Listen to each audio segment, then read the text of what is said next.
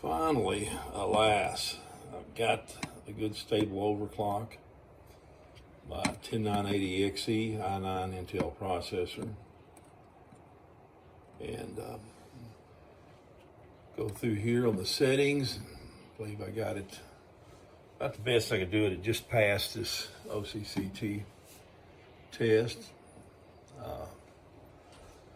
and I'll show you there. I'll look what we've got. All right, just completed, and here's my temps, maximum temperatures. This happened when I just came on, but it's been running average temperatures in the 60s, 70s. The values were all running 60s and 70s, and I had this up when I opened some other programs, like when I jumped over here and done a few things. But anyway, and it seems, oh yeah, I ran Cinebench while after this finished, I've done some other things. That's how I tell you how, that shows you how hot this processor runs. And so this is my part of my continuation of the 128 gigabyte memory woes, overclocking the 10980XE Intel processor, and this was my temps. It's overclocked DDR4 3600 up to 3600. It's DDR4 3200. Here we are. That's what I got. Figures. I'll do that. Oh well. And all right. Let me set my camera. Sorry about that, knocking my cameras around. And anyway, so I got 8 sticks of those. I'll get it focused there without knocking the camera back over again. So, you know, got all my voltages. We're running right here. Here's all my voltages. What I've got volts going through my core. 127, I think, was the highest core. 1.27 is the highest. So I'll show you how I achieved that with the adaptives. As you can see, it's in adaptive mode. And here's everything I've got as far as the temps and everything, and my CPU cache. I have it. It's adaptive also. You know, drops down about a volt and jumps up to about 1.21 volts.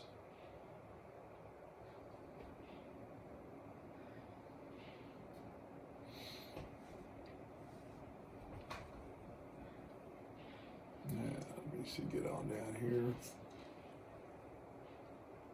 and show you what it clocks at. All right, this last BIOS update kind of got it a lot more stable. I was really having a tough time keeping it stable, but it's set at 4.6 gigahertz, 46 on the clock, and it will get as high as, looks like 4.7. Sometimes it'll hit 5 gigahertz. I don't know, it's kind of, can't figure out why it's got those runaway frequencies. And there we are. My mesh, you got it set at 3200, and it's, and I said it's everything is adaptive. Everything where it idles down comes down about around 874 megahertz, 874, and jumps up to Really I got it on 32, but it has those runaway frequencies. Well, I talked about that in the last video. And anyway, go on back up here, get out of here. So here's my completed, no errors, and get out of here. And we'll go to the BIOS and I'll show you how I got everything set. Don't knock the camera over again.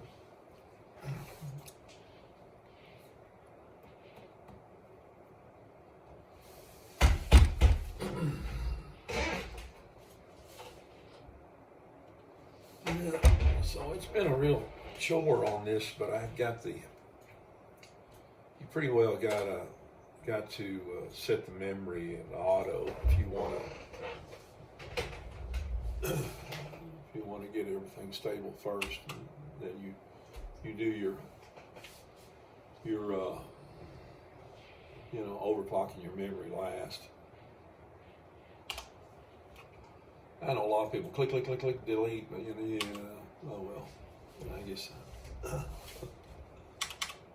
little retentive, some people can be. And here's we got it set on manual. And the CPU strap 100, you got all different types, set it at 100. And you got this at the block frequency like that. Anyway. And BCLK frequency, alright. And I have that disabled, ASUS multi-core enhancement, it's disabled, and AVX instruction core ratio negative offset to 4, and it drops it down, as you can see, 4.2, 4200, and there's my clocks, AVX 512, and negative offset of 6, which gets my, drops it down to around 4 gigahertz. And it only does that like when you're running AVX 512 applications such as OCCT and other stress overclock testing tools. Oh yeah, sync all cores, of course. I've got 46 minimum CPU cache ratio. I just got it to auto. I'll let it drop down the way how it defaults to, how it drops down. I've got the maximum CPU core ratio at 32, which runs at 3200 megahertz, but you've seen those runaway frequencies. It's really hard to keep it stable when they do that, but it's been really stable now. My settings seem to get everything right. And my memory, is the 3200, which I got overclocked to 3600 megahertz, and more on that here in a second on the timing. CPU, the SVID disabled, of course, and now I'm going to go into my timings and show you how I got this, 16, 16, 16, 36. And it couldn't get a real stable. I'm sure if I've done some other tweaking, maybe I can get this, the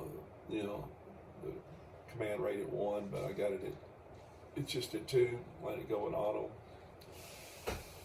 auto, and I set the DRAM, the tRFC clocks, we got it 360 clocks, which is really 200, I think at 200 nanoseconds is what it calls for on B-die, Samsung B-die.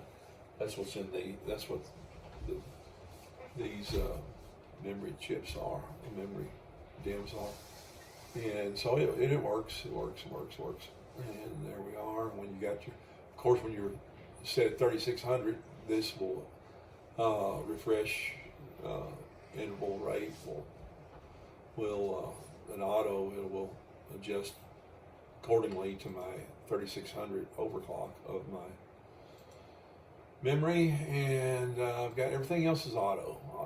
So it's really stable. It's really, I've run this test several times. Where the other time I had it run, it was a hit and miss. So I had to tweak the voltage up a little bit And then, but I didn't do anything. Actually, I lowered my voltage on my memory, and got this right here.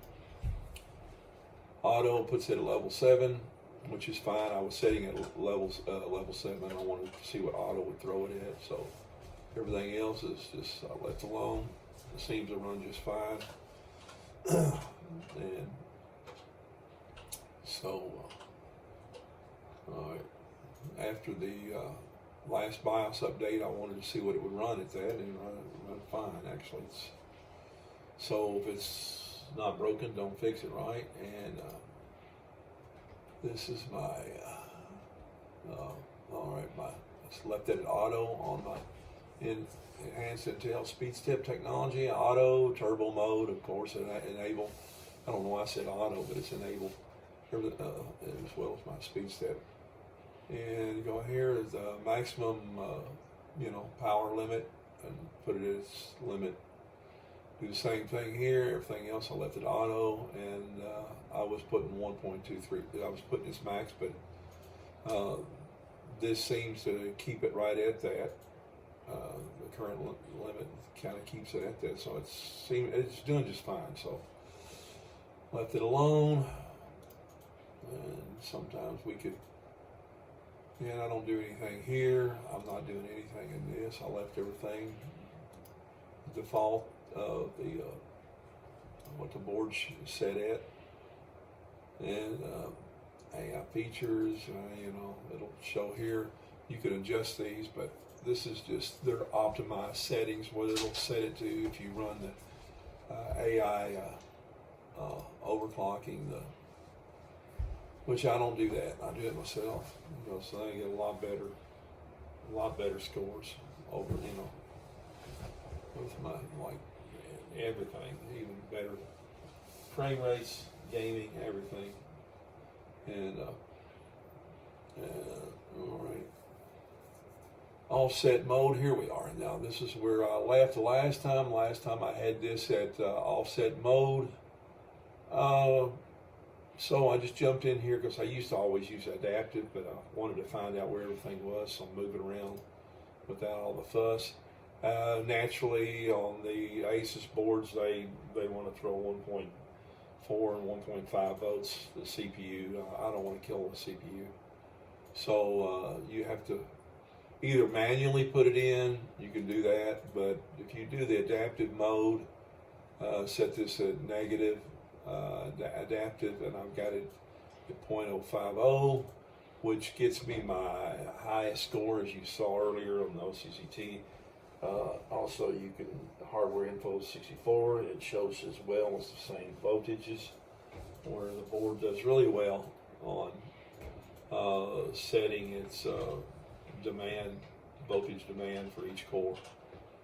So set that at that, and it doesn't matter what you put here, it makes no difference. I don't know, it's an Intel bug or something.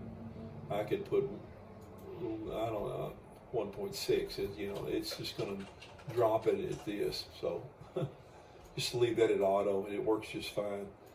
I think the instability might have been the offset mode, and then because if you got an adaptive, it'll add the this right here puts a cap on it. So offset may knock that down throughout the range of frequencies. So I heard that keep that on adaptive, and you'll have your lower frequencies running at the demand of the core, what the cores of each of the cores demand for the voltages to keep it stable, which maybe so. So far left of this, no issues at all whatsoever. And I put in my CV core voltage offset, which, if I put auto and didn't do anything in this auto here, then it would the negative on this will top out, I think, at 1.4, something like that. If you put pluses, maybe one, it's even higher than that. So I fool around with that. So that's it works best here. and keeps it cooler.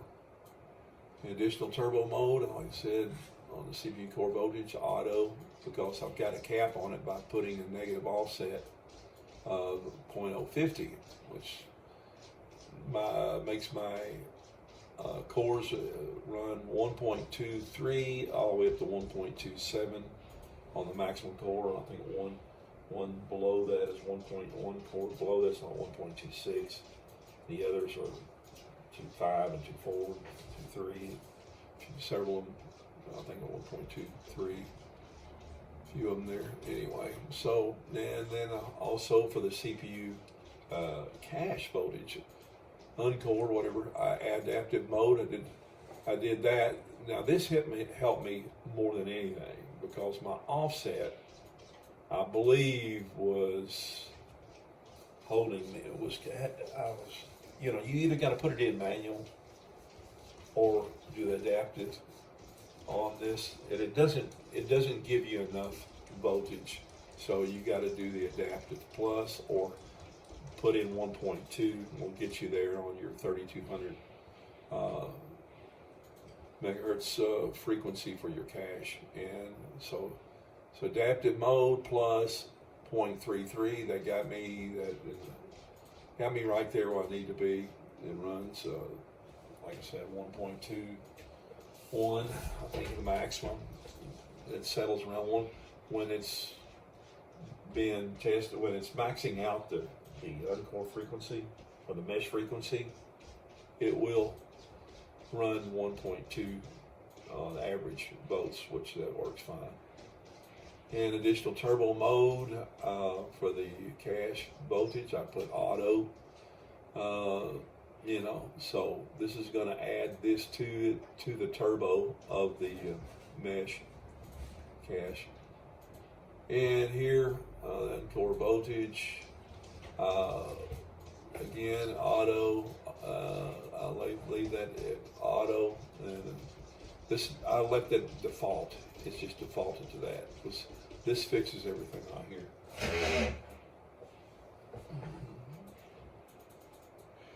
And so down here, 1.88 CPU input voltage. I may drop that back down. I think I get everything stable enough, but seems to work really good right there. Put my, which requires 1.35 volts on both settings for my DRAM voltage.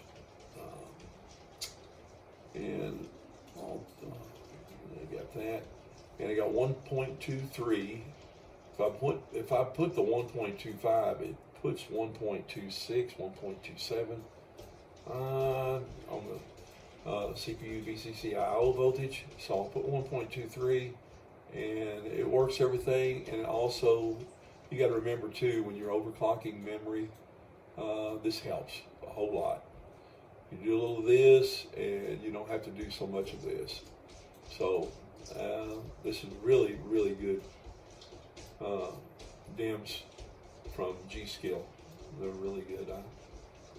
It's a nice 3200 speed, which you can overclock really easy to 3600 without even changing voltage. As long as you got everything set right and get your timings right, you should be good to go on that.